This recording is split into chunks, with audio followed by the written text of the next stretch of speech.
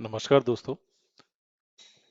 ये MS Excel की हमारी 21st क्लास है। ठीक है, जिसमें हम फाइंड एंड सिलेक्ट के बारे में जानेंगे कि हम किसी चीज को फाइंड कैसे करते हैं, रिप्लेस कैसे करते हैं। ठीक है, और उस चीज को सिलेक्ट कैसे करते हैं।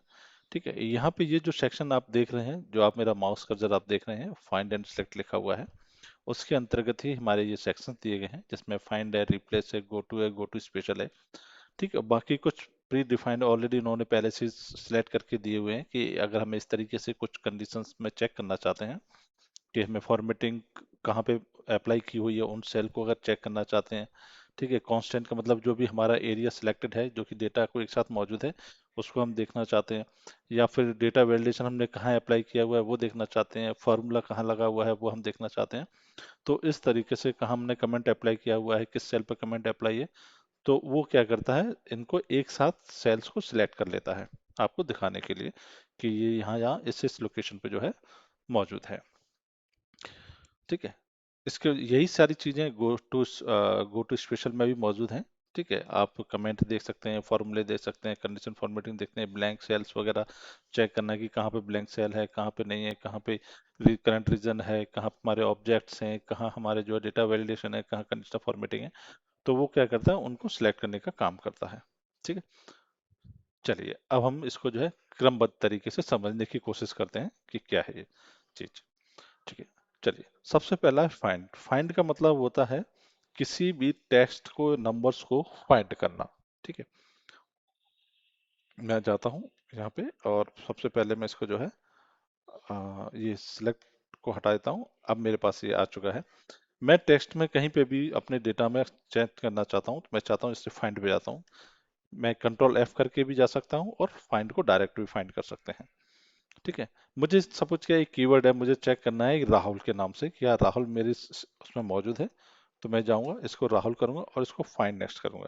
तो देखो अपने इसने बाय डिफॉल्ट राहुल का सिलेक्शन दे दिया, क्योंकि पहला सिलेक्शन राहुल पे था। मैं अगर इसको ऑल चेक करना चाहता हूँ, ऑल चेक कर सकता हूँ। अगर मैं फाइंड ऑल करता हूँ, तो देखो इसने दिखा दिया कि राहुल कहाँ कहाँ पे मौजूद है। सबसे पहला राहुल कहाँ है, E6 पे मौजूद है, जो कि आप देख सकते हैं, ये रहा हमारा E6। ठीक है, फिर दूसरा राहुल कहाँ पे, E9 पे। देखो यहाँ पे E9 पे माउस कर्सर आ चुका। इसके बाद क्या है, E12 पे, देखो माउस कर्सर यहाँ पे E12 पे आ चुका है। ठीक है, और इस तरीके से हम चेक कर सकते हैं, E18 पे है, E21 पे है। ठीक है, E24 पे भी है राहुल। हम और नीचे तक जाके चेक करना चाहें तो हम लास्ट तक देख सकते हैं कि E42 पे भी हमारा क्या है, राहुल है। तो देखो उसने राहुल को यहाँ पे सिलेक्ट कर लिया। ठीक है, ये तो था फाइंड करना, किसी भी चीज को फाइंड करना। हम राहुल की जगह किसी और चीज को फाइंड करना चाहते हैं, हम सपोज करते हैं हम पेन को फाइंड करते हैं और फाइंड ऑल करते हैं। तो देखो कहाँ कहाँ पे पेन मौजूद है, D5 पे पेन मौजूद है, D12 पे पेन मौजूद है। आप देखेंगे माउस कर्सर अपने आप जंप करके वहां पहुंचता जा रहा है। ठीक है जी, देखो यहाँ पे माउस कर्सर ने जंप किया। अब D29 पे माउस कर्सर जंप कर जाएगा, देखो जी D29 आ गया। ठीक है, तो इस तरीके से जो है हम फाइंड करते हैं। ठीक होता है रिप्लेस। ठीक है, ये फाइंड के बाद दूसरा बटन है वो है रिप्लेस का। आप इस पर जैसे क्लिक करते हैं, ठीक है, और आप चाहते हैं कि पेन जो लिखा हुआ है, जिसको फाइंड किया हुआ, उस फाइंड को कहीं ना कहीं दूसरी किसी और नाम से हम रिप्लेस करना चाहते हैं। हम किसी दूसरे नाम से उसको रिप्लेस करना चाहते हैं। ठीक है, रिप्लेस करना चाहते हैं, जिसमें पेन लिखा हुआ है, इसको हम पेंसिल में करना चाहते हैं, तो हम क्या लिखेंगे, PENCIL, पेंसिल करेंगे। और रिप्लेस अगर एक करते हैं करंट सिलेक्शन का, ठीक है, तो सिर्फ वही अकेला रिप्लेस होगा, हम इसको रिप्लेस करेंगे। फाइंड किया, अगर रिप्लेस किया तो सिर्फ ये अकेला पेन रिप्लेस होगा। कौन सा, D5 वाला। मैं रिप्लेस किया, देखो पेंसिल हो गया। उसके बाद नेक्स्ट अपने आप जंप कर गया, वो पेन को फाइंड किया उसने और जंप कर गया। मैं इसको रिप्लेस कर दिया, फिर से रिप्लेस करूंगा, तो ये फिर से रिप्लेस हो गया, देखो पेंसिल हो गया। अब मैं सबको एक साथ रिप्लेस करना चाहता हूँ, तो मैं क्या करूंगा, रिप्लेस ऑल पे क्लिक कर दूंगा। ठीक है, देखिए टोटल उसने कितने रिप्लेस कर दिए, उसके बाद 7 और रिप्लेसमेंट कर दिए हैं उसने। ठीक है, तो जहां जहां पे भी पेन लिखा था, आप उसमें यहाँ पे पेंसिल देख सकते हैं। मैं इसको क्लोज करके फिल्टर लगाता हूँ, आप चेक कर पाएंगे कि इसमें पेन नहीं है, सिर्फ पेंसिल है। ठीक है, मैं यहाँ पे पेन लिखूंगा, देखो पेंसिल ही लिखा हुआ है। ठीक है, ये गलत टाइपिंग शायद मेरे से पहले हुआ है, मैं उसको सही करेक्ट कर लेता हूँ। ठीक है, ये पहले के दो हैं उन जिनको हमने चेंज किया था।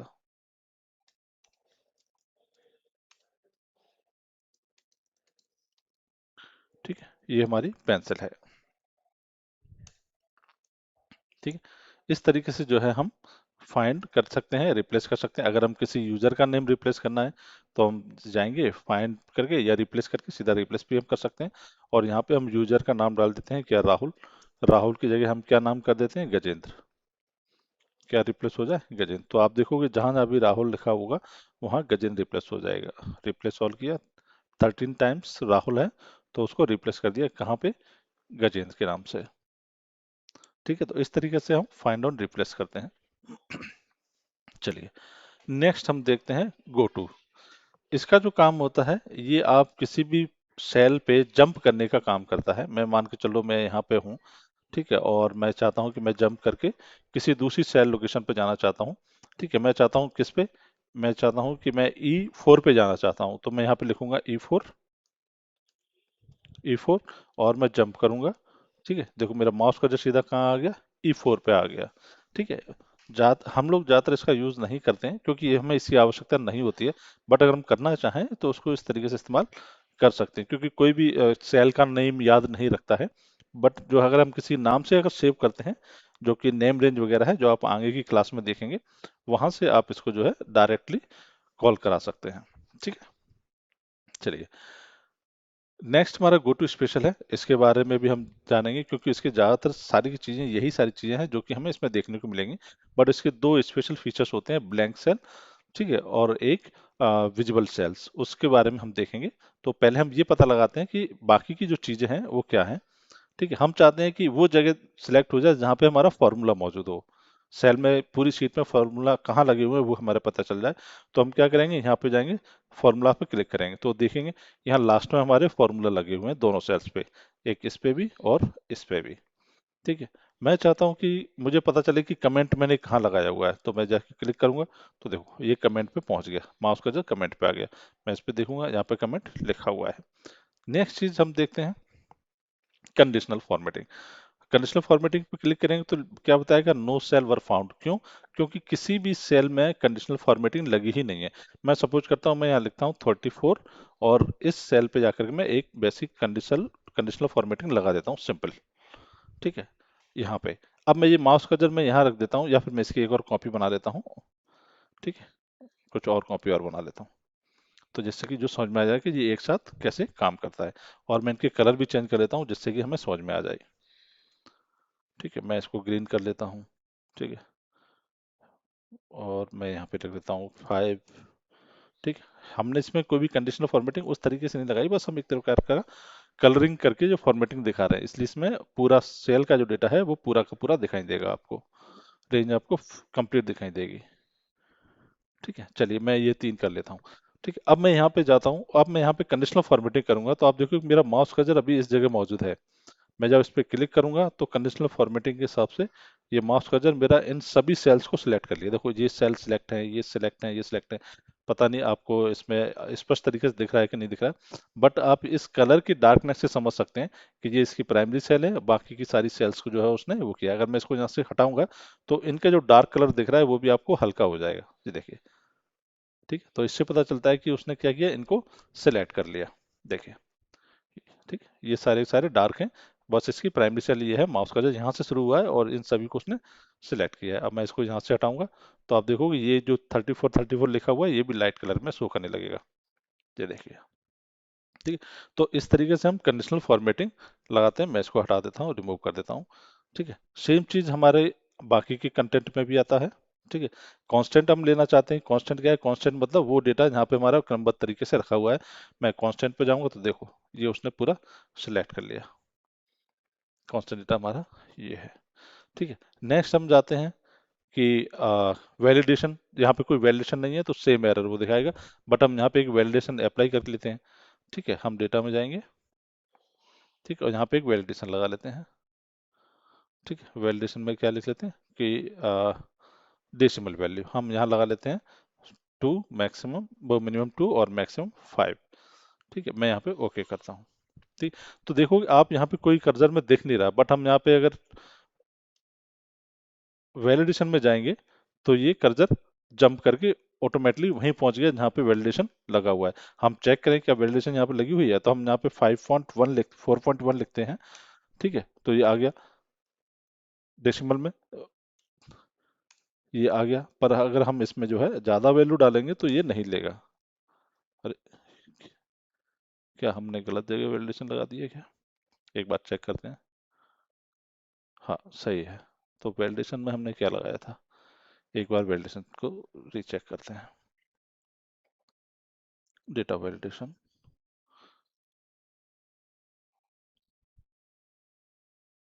2 से 5 के बीच में।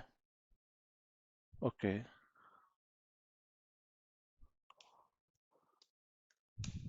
ठीक है। चलिए, हम मिनिमम 2 और 5 के बीच में लेके चल रहे हैं डेसिमल वैल्यू। ठीक है, तो वो कितनी वैल्यू थी? अच्छा, 4 थी हमारी, 4.1।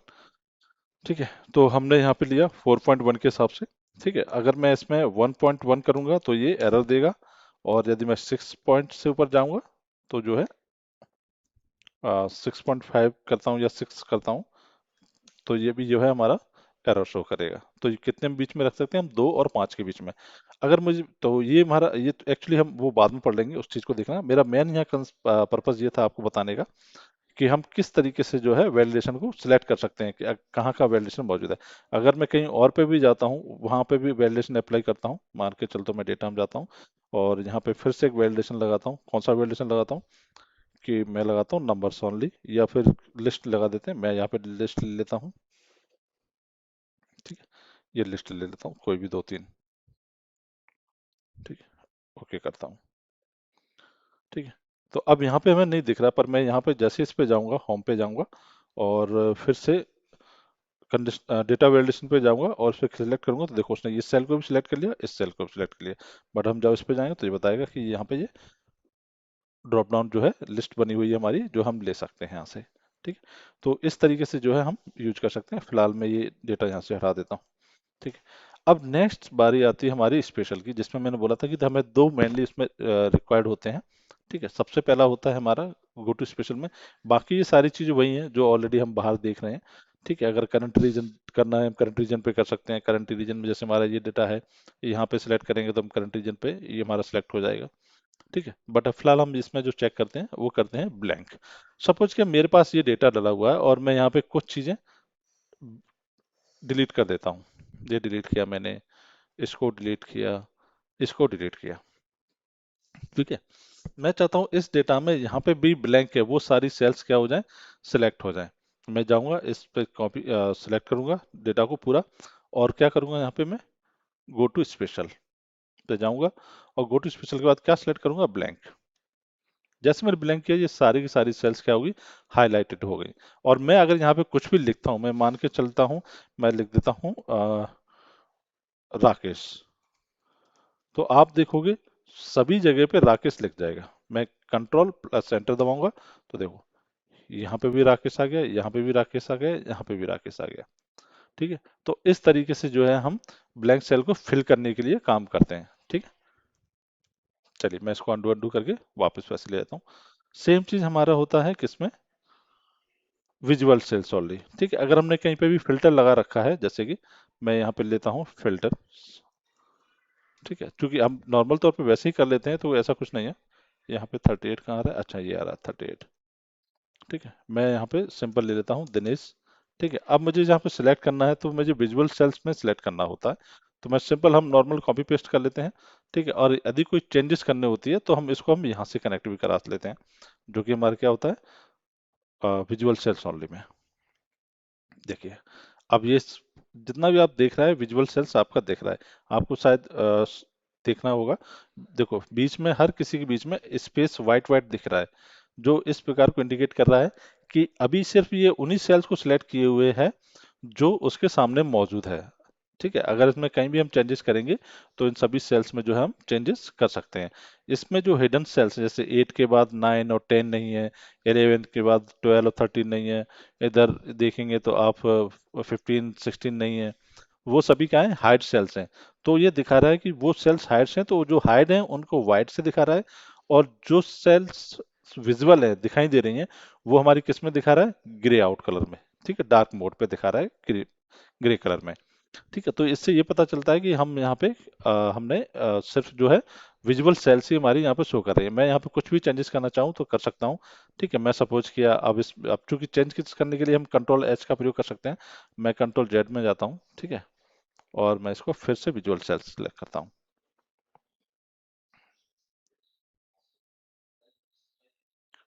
पूरा हो गया, मैं डेटा सेलेक्ट करके करता हूँ visual cells, go to special visual cells only.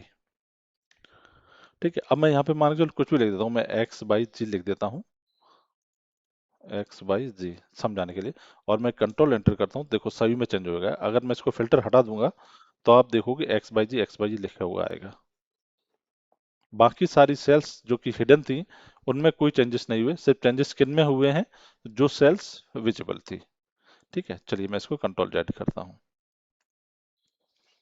ठीक है, तो ये सारी सेल्स जो है हमारी किस में आती हैं, हिडन सेल्स में, और बाकी की क्या होती है, हमारी विजिबल सेल्स। तो इसके जरिए हम मेनली इसमें किसका प्रयोग करते हैं, ब्लैंक सेल और विजिबल सेल्स का। बाकी ये सारी चीजें ऑलरेडी आपके पास बाहर हैं, कंडीशनल फॉर्मेटिंग, डेटा वैलिडेशन। ठीक है, आपको ऑब्जेक्ट सेलेक्ट करना है तो आप ऑब्जेक्ट सेलेक्ट कर सकते हैं। मैं लेता हूँ यहाँ पे, तो एक ही ऑब्जेक्ट आपको देखने को मिलेगा जो कि ये बना हुआ है। मैं यहाँ पे कुछ और ऑब्जेक्ट इनपुट कर लेता हूँ। ठीक है, इंसर्ट में जाता हूँ और मैं एक, ये मैंने एक ऑब्जेक्ट ले लिया। ठीक है, कोई और दूसरा भी ऑब्जेक्ट हम इसमें इनपुट करते हैं। ठीक है, मैं दूसरा ऑब्जेक्ट भी ले लेता हूँ, मैं तीसरा ऑब्जेक्ट भी ले लेता हूँ कोई। ठीक है, तो मैं इस तरीके से ऑब्जेक्ट ले लेता हूँ, इनके कलर चेंज कर लेता हूँ, इसको ग्रीन कर देता हूँ। ठीक है, इसको रेड कर एम्बर कर देता हूँ। ठीक है, इसको ब्लू ही बने रहने देता हूँ। अब मैं यहाँ पे जाता हूँ, अब मैं सिलेक्ट करता हूँ। ठीक है, अगर मैं जाता हूँ गो टू वैलिड एक्सप्रेशन में, तो यहाँ पे मैं जितने भी मेरे ऑब्जेक्ट्स हैं मैं उनको सिलेक्ट करना चाहूँ तो मैं सिर्फ ऑब्जेक्ट पे जाऊँगा और ऑल कर दूंगा। तो देखो ये सारे के सारे ऑब्जेक्ट मेरे सिलेक्ट हो चुके हैं। अब मैं इनको डिलीट करना चाहूँ, मॉडिफाई करना चाहूँ, मैं कर सकता हूँ। ठीक है, चलिए नेक्स्ट हम आगे बढ़ते हैं। ये है सिलेक्शन ऑब्जेक्ट। ठीक है, इसका काम क्या है कि जो ऑब्जेक्ट हमने बनाए उनको सिलेक्ट कर सकता है। ठीक है, हम मैं इस पे जाऊंगा, देखो, ये देखो, ये देखो, ये देखो, और इस तरीके से हम सिलेक्ट करते हैं। मैं अगर शिफ्ट के साथ दबा के रखूंगा तो ये हमारे सभी ऑब्जेक्ट को सिलेक्ट कर लेगा। ठीक है, बट मैं इसको अगर स्किप करता हूँ, ठीक है, तो अब आप इसको सिलेक्ट करोगे तो ये इस तरीके से सिलेक्ट कर सकने के लिए आपको सिलेक्ट ऑप्शन की जरूरत नहीं है, जिसमें कि आप दोनों की तरीके से एक्सेल में भी लिख सकते हो और इसके अंदर भी सिलेक्ट कर सकते हो। तो जनरली इसका उपयोग ना के बराबर होता है। ठीक है, क्योंकि जो इसकी हमें रिक्वायरमेंट इसलिए नहीं होती क्योंकि हमारे पास ऑलरेडी सिलेक्शन मौजूद है। ठीक है, हम बाय डिफॉल्ट अगर इस पे किसी भी कर्सर पे माउस को लेकर के जाते हैं ऑब्जेक्ट पे, तो वो हमें बाय डिफॉल्ट सिलेक्शन का ऑप्शन देता है। तो इसलिए एक्सेल में इस वाले ऑब्जेक्ट का कोई खास उपयोग नहीं होता है, वो बाय डिफॉल्ट इनेबल रहता है। ठीक है, नेक्स्ट है हमारा सिलेक्शन पेन। सिलेक्शन पेन में क्या होता है कि हमारे पास ये बताता है कि हमारे पास यहाँ पे क्या क्या चीजें हैं। ठीक है, अगर मैं जैसे ओवल को सिलेक्ट करना चाहूँ, जैसे मेरा ऑरेंज वाला ओवल है, मैं इस पे क्लिक करूंगा तो देखो ये सिलेक्ट हो जाएगा। रेक्टेंगल पे जाऊंगा तो रेक्टेंगल सिलेक्ट हो जाएगा। टेक्स्ट बॉक्स पे जाऊंगा तो देखो आप टेक्स्ट बॉक्स सिलेक्ट हो गया। मैं फिर से अगर ट्राइंगल पे जाना चाहूँ तो फिर से ट्राइंगल सिलेक्ट होता है। तो यहाँ पे क्या होती है, हमारे सारे ऑब्जेक्ट्स दिखाई देते हैं। ठीक है, जिनको हम वन बाई वन करके सिलेक्ट कर सकते हैं। ठीक है, चलिए, तो आज की क्लास में इतना ही। Thank you.